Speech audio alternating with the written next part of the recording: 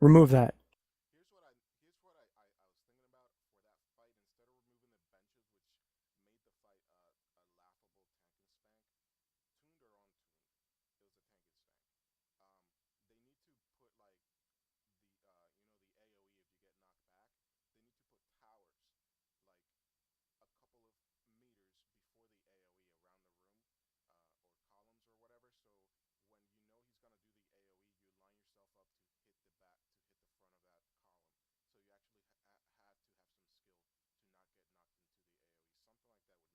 it a lot more fun, in my opinion. Kind of like the Rage Tide fight in DH, how apparently that fight originally did not have the columns in the middle around the middle of the room, and it never caused LOS issues. Then they put them in, and it caused LOS issues, and it made the fight that much more difficult to keep track of the your healing targets through the LOS, if you know what I'm talking about. Yeah. Because I did heal that fight as a cleric on my 50 cleric, and it was a lot more fun having to worry about LOS than just having line of sight all the time. I don't know if you guys have any suggestions for that fight, but that's one quick thing that I talked about. Because if you put the AOE around the room directly parallel to the columns, it makes the columns not do anything. They're just there. But if you make it so it's a safety net, and if you hit it, you don't basically get thrown all the way back. Then it's becomes a mechanic, like something you can use to not get yourself killed, like the walls that come up on Plutonus and Yeah. DSM.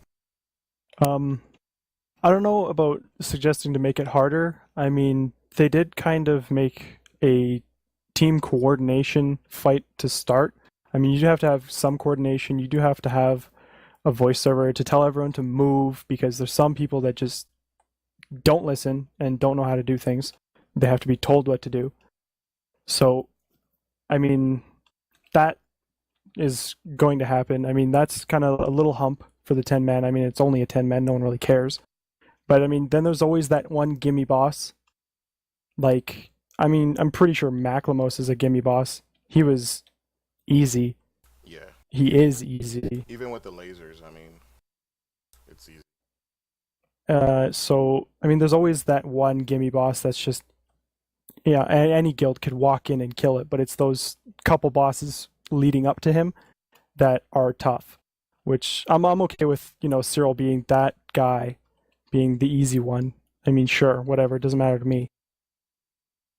But uh, yeah, the next boss was definitely the funnest. Yeah, even with our raid gear, and I mean having practiced DPS a little bit more, the DPS check on the little bulbs was still tight.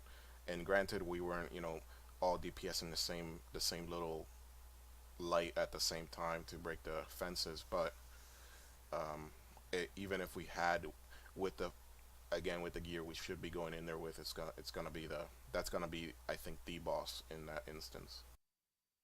Yet, um, for anyone that knows and follows names Joel Theron, you can basically mimic all the mechanics. I mean, Trion's rinse and repeated a lot of bosses out of um, experts and normal dungeons and turned them into 10 man, 20 man content.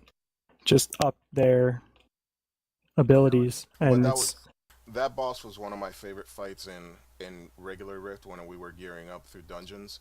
It was a tight DP. I mean, back in the day, we were. I mean, there was times when we almost fell off the platform. It was that tight, and this lives up to it. Like, trust me, when you're getting sandwiched by those two fences, and like you have 2 seconds to break one fence, and then people get they say they move the camera funny or whatever. They just fucked up and let the other fence hit them or whatever. That's that's pretty fun in yeah, my like opinion. it was definitely my favorite fight in the whole 10 man. I mean, it was, it definitely pulled the whole team together where you had to say, you know what, guys, stop fucking around. You need to target these orbs. You have to DPS them, or we're gonna die. Yeah, Whereas Cyril, we kind of just joked around and said, "Lol, your damage sucks." yeah, and yeah, it's Jill Theron. It's pretty much the same fight as that expert fight, except instead of one fence, you towards the end of the fight you get two fences, and they can come from opposing walls.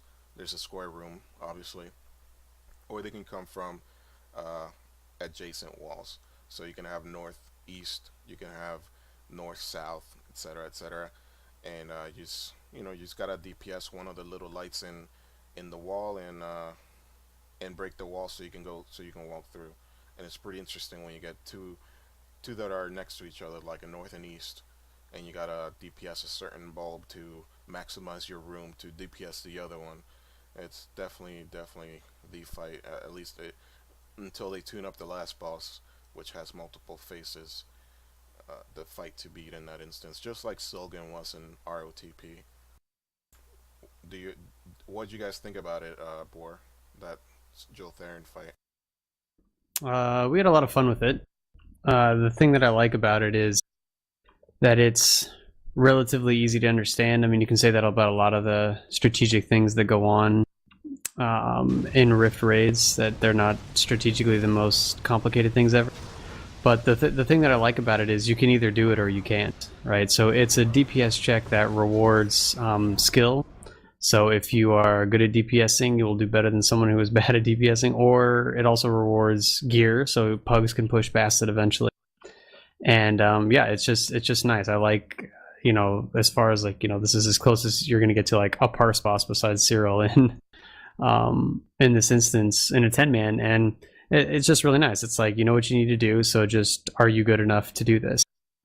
And the other thing that I like is it rewards risk. So if you obviously if you go with fewer healers, you're going to do much better on the DPS check, but the AoE healing is not entirely the easiest thing in the world to do. So it sort of rewards you to play around with, messing with bards, tacticians, solo healing with mages, things like that. And I like fights that reward experimentation. So it'll be really interesting to see somebody sort of one heal that to the point where the fences are no problem, but people are almost dying here and there. So that'll be, sort of a fun challenge for healers. I think they're upping the tank damage on that as well, so I think it's going to get a little bit tougher, which is interesting. They changed it from day 1 to day 2. I mean, we started late on after a raid, so some of our people who came had to go, so we decided we'll continue doing this tomorrow.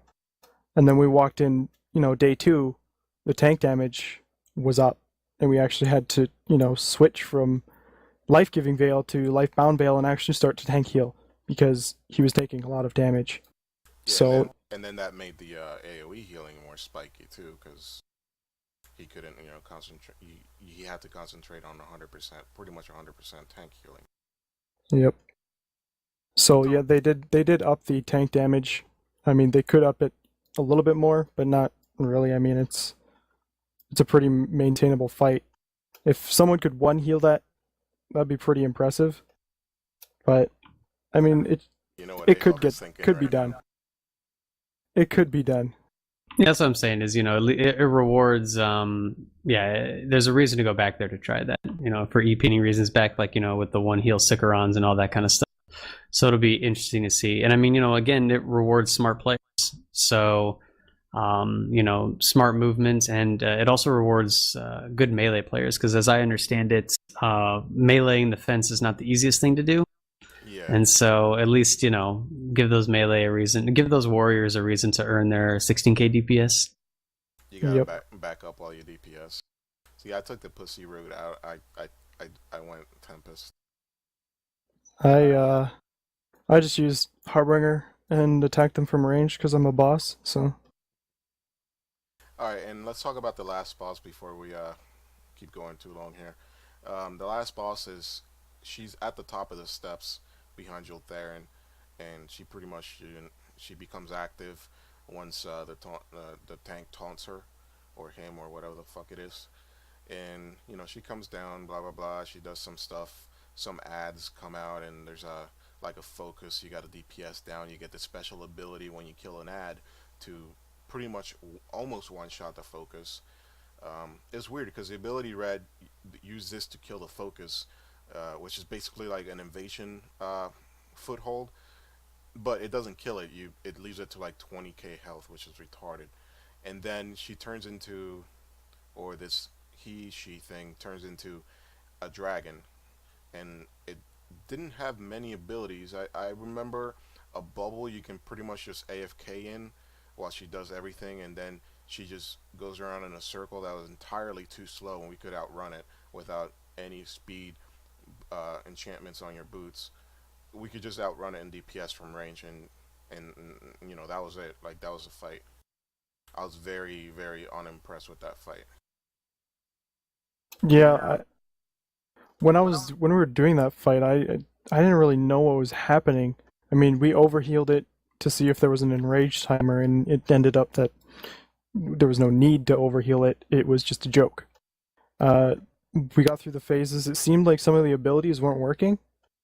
Like when she's in a dragon, she does this line AoE that you clearly see Oh yeah, that we had instinctually moved out of, but some of the players didn't react quite fast enough, and we still saw it do 0 damage, do yep. nothing. So it's just like, well, what's the point? Really, like, why are you using this ability if it's not going to do anything? So, and then we just stood in it. Like, seriously, we just stood there. Like, okay, just DPS it from range, I guess.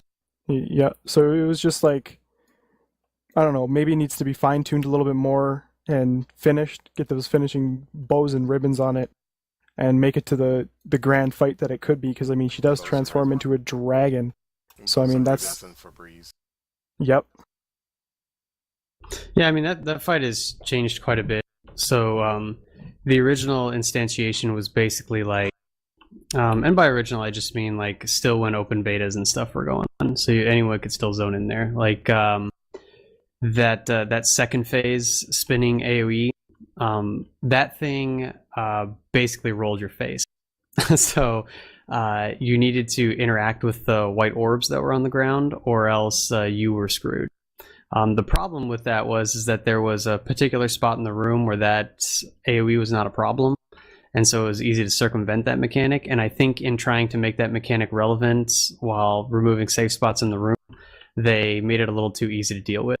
I would definitely agree, though, like that the DPS check on that boss is way, way, way too low. So again, not to give too much away, but you can tell what the DPS check is by how long the immunity bubble lasts, right? So that immunity bubble is supposed to give you some idea of what your DPS should be. And suffice it to say that when we did it the first few times, like we were 20 to 30 seconds of immunity bubble time with nothing to do. And so that just leads me to believe that enrage timer is not, or the DPS check, the hit points especially. I mean, if you just look at the hit points on the two phases of the boss compared to previous bosses in that instance, it's too low. And I would actually rather see shorter bubble phases. In other words, I want that immunity bubble to not last as long, but for you to have to do it more times, which forces you to be outside of the bubble to do the things like kill the storm foci and shit like that more often, right? So rather than just doing it once and being done with that phase, which is basically where our DPS was at, you need to do it a few times so that it punishes slack play. So hopefully that fixes in. I mean, I think a number of other guilds have given some feedback, and I think that those issues will be there. But I definitely agree. I mean, DPS check needs to be steeper, and second phase still needs to be dangerous and force you to interact with the orb mechanic, or else you're sort of skipping too much of the fight.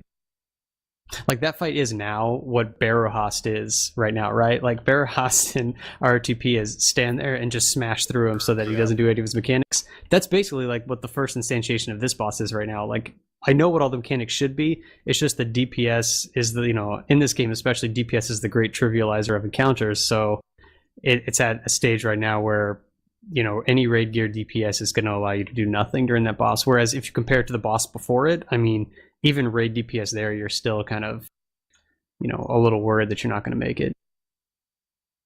Yeah, I agree. Like, I don't know what it is with these 10-man last boss fights, but they seem to be pretty lame, except for Urluk, which was, oh my god, that was one of the best fights of Vanilla Rift by far, when it was original, not after all the crazy nerfs. Well, they like... Yeah, they like last bosses with many mechanics, right? You can sort of see that in their design elements, that their last bosses on all of these raids have just a ton of stuff to deal with. It's just that at times, like